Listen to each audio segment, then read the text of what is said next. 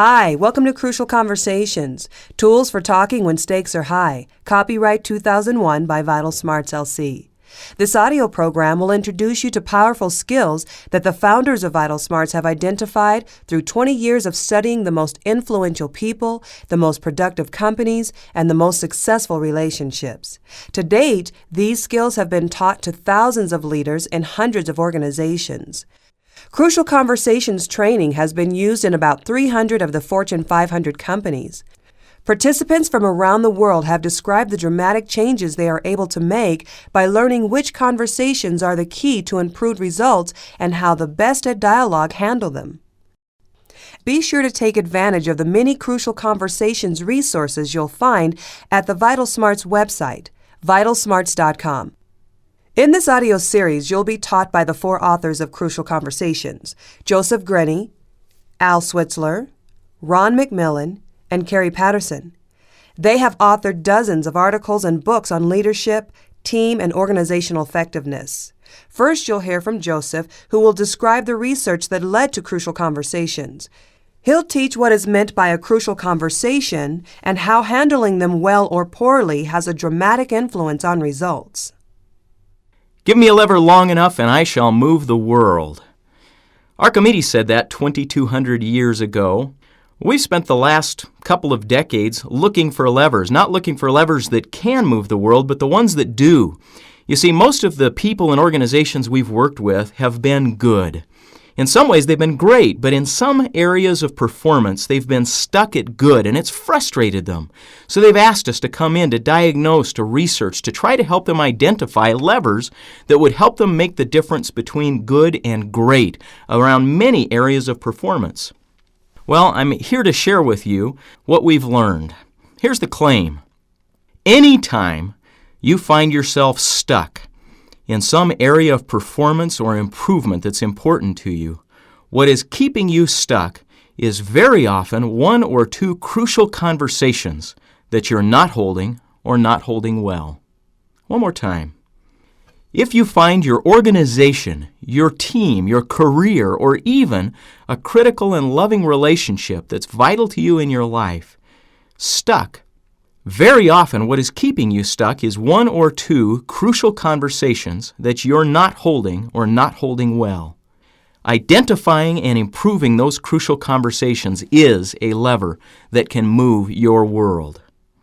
I want to share with you one experience among many that started to help us draw this conclusion. We got a shocking telephone call a few years back from a hospital in the Southwest.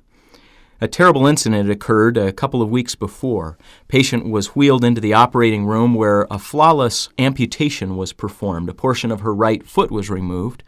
Unfortunately, very unfortunately, when this patient awakened and noticed the uneven lumps in the bedsheet, she was aghast. The attendants wondered at her expression, asked her how she was feeling and if the general anesthetic was wearing off appropriately, and she shrieked. As they looked at their chart, they discovered that she had been checked in for a tonsillectomy. Now, the outcome of that experience is bad enough on its own. What added insult to injury was that on investigation, we found that on the morning of that terrible mistake, there were no fewer than 7 people who could have averted that entire disaster had they done one simple thing. Think for a moment. What might that be? What lever would make an enormous difference in not just critical incidents like that in a hospital, but quality issues that might occur day by day across the entire organization? 7 individuals that morning noticed some discrepancy, noticed something unusual, and said nothing. From the pharmacist who was being asked to load heavy local anesthetics onto a cart, to the attendants who were asked to put instruments and tools, you can imagine which, onto the tray in preparing the operating room that seemed a little out of the ordinary or out of their expectation for what they were thinking they were going to be doing that morning. Right down the line, one person after another, they noticed some discrepancy but said nothing. Now why?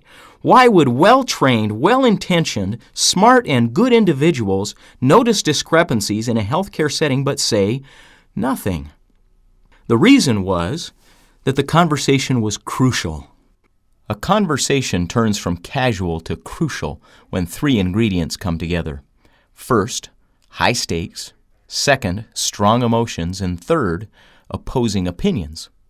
In this organization, it was no small issue to slow down another department, question a doctor's orders, or even suggest a colleague might be in error. Here, these topics were crucial.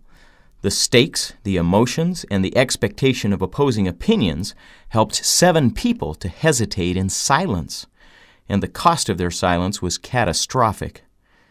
But that isn't where this story ends. From our work in this hospital, we learned that whether or not people stepped up to just a couple of crucial conversations determined how well they did around the quality of care. It had an impact on turnover in the organization. It had an effect on revenues. It had an effect on costs. There were pervasive influences in this organization depending upon how people did or didn't step up to just a couple of crucial conversations.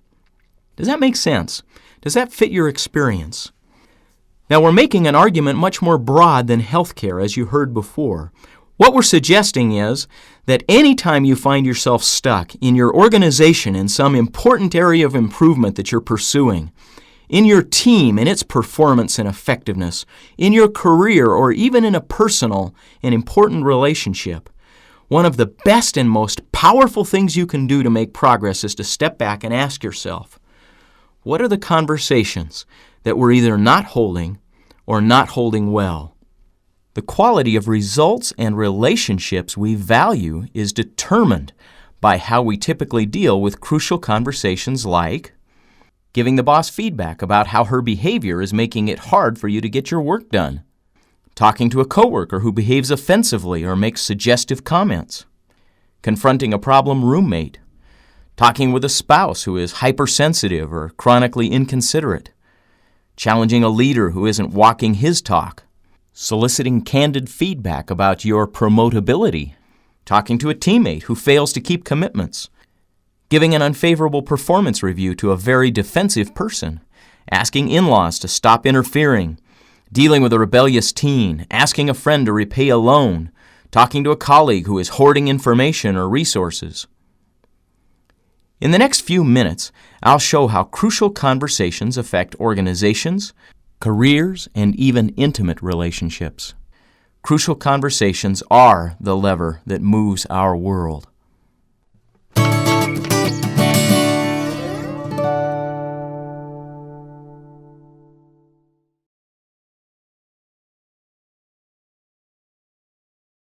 My goal in the next few minutes is twofold. First, I want to share some examples of specific crucial conversations that affect results that might be important to you. Secondly, I want to ask you to try to look for the pattern here, to learn how to diagnose, to notice how when you're stuck in some achievement that's important to you, you can step back and try to look for the crucial conversations that are keeping you stuck. So with those two goals in mind, let's start with organizations. Our claim again is that when organizational performance is stuck, the most fruitful place to begin looking is for conversations you're not holding or not holding well. Let's take a look at productivity. We spent much of the last 25 years studying organizations that are the most productive in the world. We've tried to look at what makes the difference between the good and the best around productivity. Our original assumption was that it must have to do with something as large as the organization, something like its structure or something like systems. We spent a great deal of time looking, for instance, at performance management systems and trying to determine whether there's some correlation between particular types of performance management systems and productivity. Wouldn't you assume there'd be a link? Well, I'll ask you, sort of tipping our hand at what we found, whether your organization is in the throes of redesigning its performance management system now. Very often when we feel like that there is chronic poor performance across a company or an organization, that's the place we begin. One survey that we're familiar with pointed out that at any point in time, about 60% of companies in the entire United States are in the process of redesigning their performance management system. So let's stop and ask the question, does it make a difference? Well, from your experience, have you ever seen an immediate and important jump in productivity as a result of a redesign of forms or frequency or processes around performance management? We haven't. So we continued to look. We found in our research one study of 500 phenomenally productive organizations, best in class. This study, of course, tried to determine what accounted for their enormous and sustained productivity differences over similar organizations. What they found was there was no explanatory power in their performance management system. In fact, almost half of these highly productive organizations had almost no formal performance management processes. Stunning. We were staggered to discover this. What they and we have found differentiates the worst, the good, and the best around productivity is that in the worst organizations, when a performance problem is apparent, it's swept under the rug. Eventually, it's transferred. It's moved to another organization. In the good organizations, the boss eventually steps up to a conversation about it. In some ritualistic exchange, maybe every 6 months or so, the boss sits down and covers some portion of what's going on, very often understating the real concerns. But at least it's addressed. In the best organizations, it's entirely different. In these 500 phenomenally productive organizations, performance management problems are handled immediately and directly between the individuals involved. This could be peer-to-peer, it could be boss to direct report, and interestingly, it could even be direct report to boss.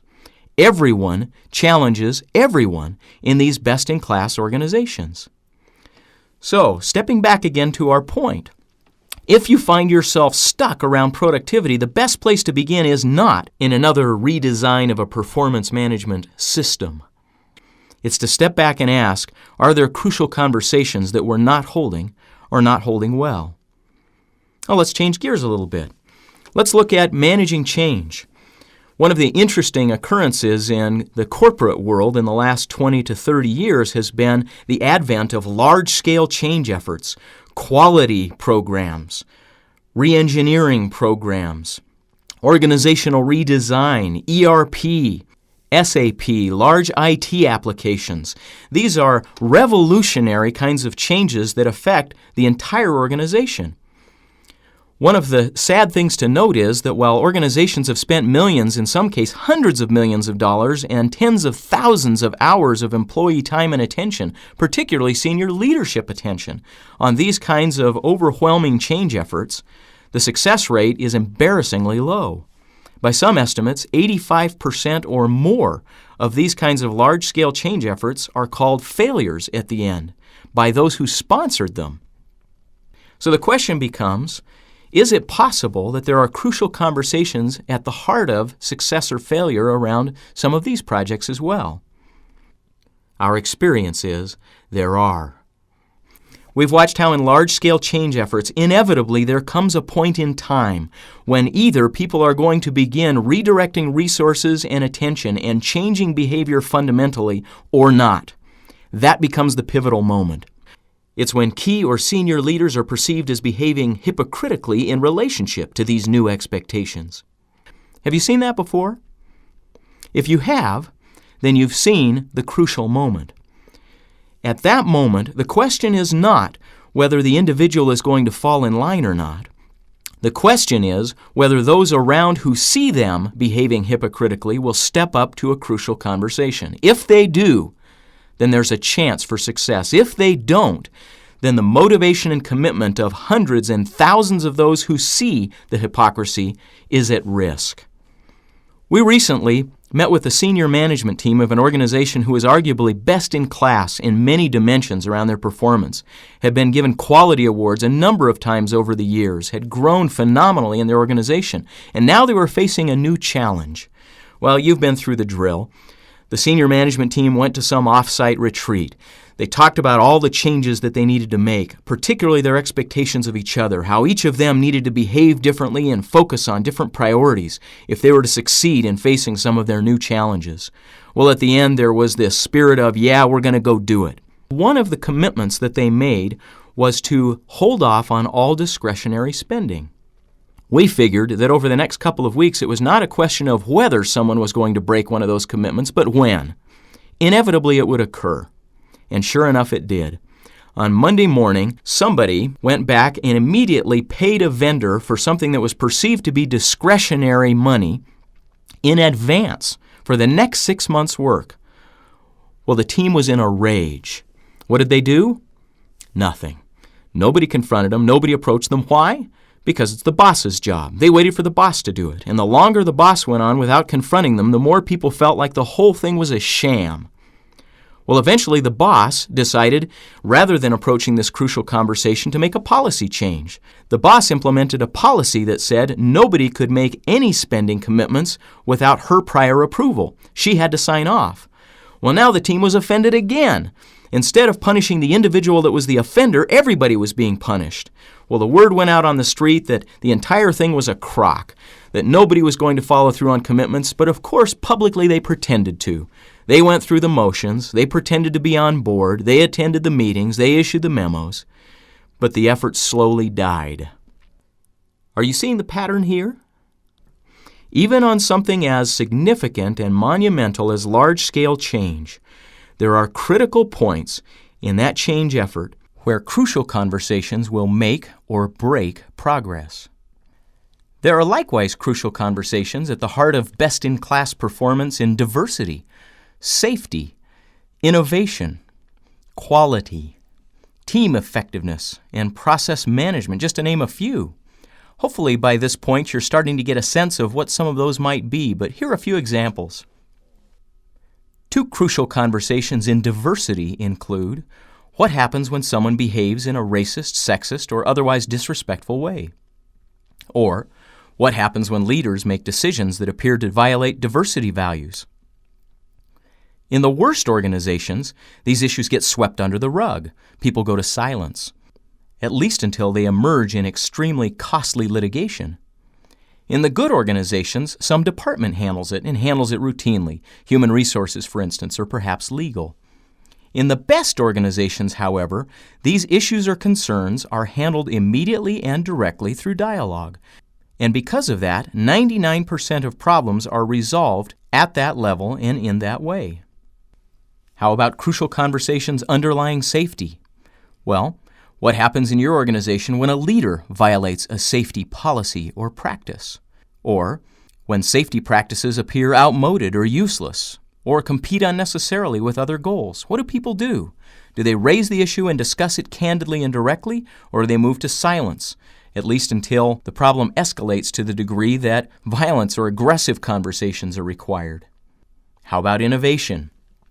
In the most innovative organizations, title and position are irrelevant. Ideas that might be threatening to someone's turf get discussed candidly and openly, but without violating relationships. Literally, anyone can challenge anyone. The goal is that the best idea, not the savviest politician, wins. That crucial conversation is at the heart of creating an innovative culture. Well, enough theory. How about your organization? Are there areas where you're good but not great, where you could be doing better? And if so, what are the conversations that you are not holding or not holding well that are keeping you stuck?